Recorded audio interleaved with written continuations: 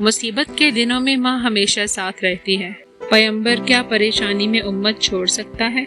تربیت کے لیے زمانے کے سرد و گرم سے روشناس کرواتی ہے، مگر خود صرف محبت کی چھاؤں ثابت ہوتی ہے، جو صرف لٹانے پر یقین رکھتی ہے، جس کی تمام حیات اولاد پر دونوں ہاتھوں سے لٹاتے صرف ہوتی ہے۔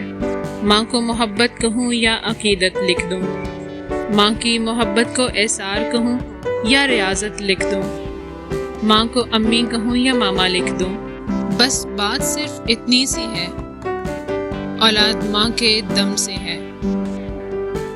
ماں ہے تو اولاد ہے، ماں ہے تو زندگی کی اساس ہے۔ ماں جس نے مجھے پالا، زندگی کو خوبصورت احساس بخشا، دھوپ میں جو چھاؤں بنی، دکھ میں جو راحت ہوئی، صحرا میں جو ساون بنی۔